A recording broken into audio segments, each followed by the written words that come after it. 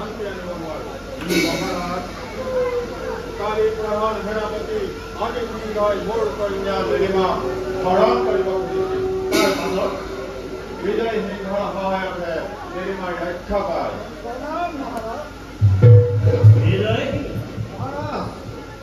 তোমাৰ কাৰ্যত মই অতি সন্তুষ্ট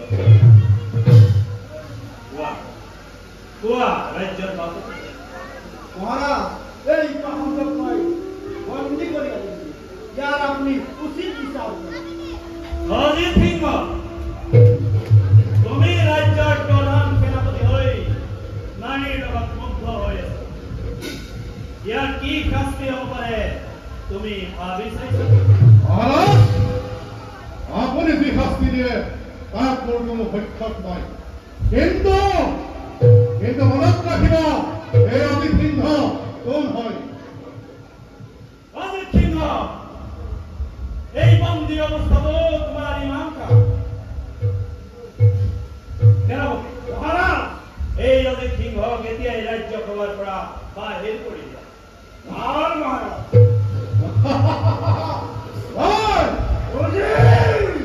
মহাৰাজ আপুনি কোনো ভাল কাম নকৰিলে এই অজিত সিংহক অপমান কৰি আছে আপুনি নিজৰ ভৰি নিজক ফুটাৰ কৰিছে মহাৰাজ এই অজিত সিংহৰ ভক্তি বলত আমাৰ ৰাজ চিন্তা কৰক আপোনাক পঢ়াইছিলো এই অজিত সিংহৰ বাবে আপুনি দুৰ্ঘোৰ অপমান কৰিছে ৰাজ্যবাসী জনাৰ আগতে যিজন ভৱিষ্যৎবাণী যিদিনলৈকে মই অন্য ৰাজ্য ধ্বংস নকৰো সেইদিনলৈকে এই অজিত সিংহ শান্ত হৈ নাথাকে আৰু মন্ত্ৰী তুমিও শুনা এইদিনা তোমাৰ পত্নী পুত্ৰৰ পৰা অত্যাচাৰ কৰি এইদিনা বুজিবা এই অজিত সিংহৰ ক্ষমতা কিমান ভাল কাম নকৰি কাম সম্পৰ্ক জোগাই বৰ ভাল কাম নকৰি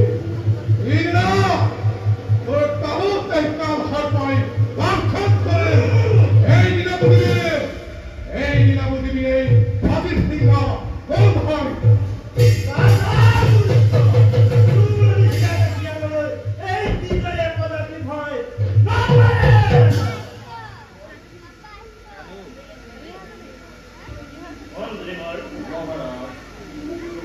কালিলৈ মই প্ৰমাণক ৰাজ্যভাৰ দি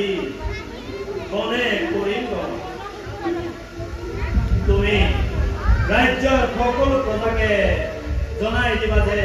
এই কাৰ্যসূচীত তেখেতলোক সকলো উপস্থিত অন্যায় হ'ব মহাৰাজ